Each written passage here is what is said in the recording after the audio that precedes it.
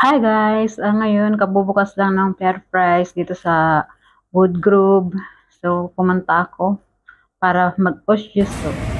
So, maraming tao. Mga ganda yung mga arrangement nila kahit maliit. Pero yung kabila, hindi pa siya bukas. So, ito na yung mga flowers. Ito nila.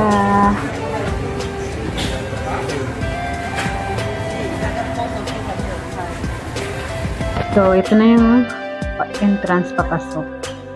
So, maganda yung mga arrangement nila ngayon. Kesa yung dati kasi yung dati palaki pero hindi siya masyadong ganda at hindi attractive sa mga customer. So, ngayon maganda yung pagkaka-arrange nila. At isa pa, meron na rin silang tawag dito mga yung kompleto na sila dito. So, ito na nga yan na nga po yung pagka-arrange nila. At isa pa, ito mga frozen food.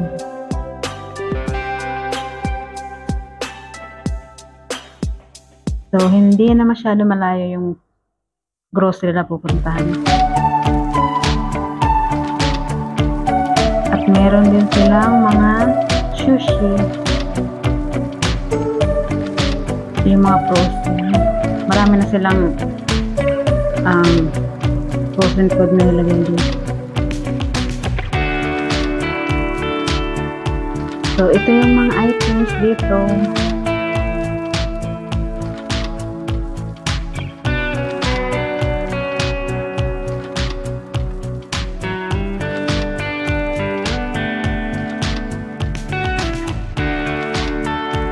Ito yung mga beverage, groceries, eggs,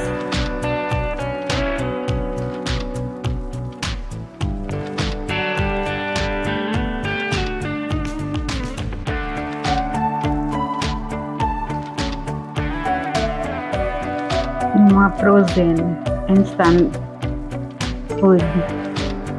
At ito naman yung mga can.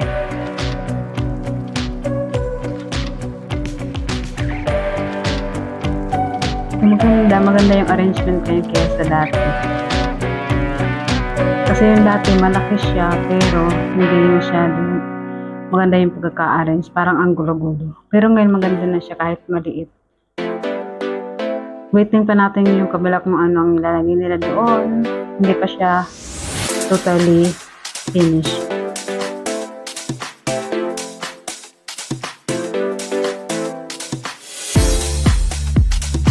So, nakabalik yung mga dating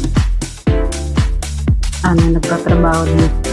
Sila pa rin yung mga crew. So, ayan na. Ganda ng pagka-arrange. So, ngayon, may mga promo. Nakabila ko ng $1 lang pagkain. So, meron na rin sila ditong mga ganyan. Tawag ito. Chicken.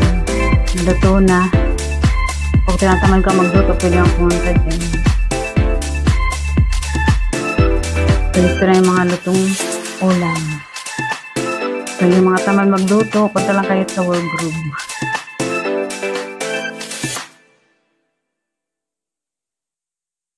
Kasi yung lugar na ito, malayo talaga yun sa MRT station. So, kaya siguro ginawa nila yan mas maganda ngayon yung pagkagawa. Kasi halos isang buwan din nag-close sila. Bubukas lang ngayong araw. Kaya pumunta ako para maghanap ng mabibili.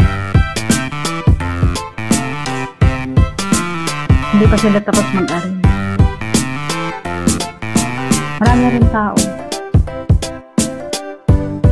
So, yan, salmon mga fish. Yan lang po ang aking video.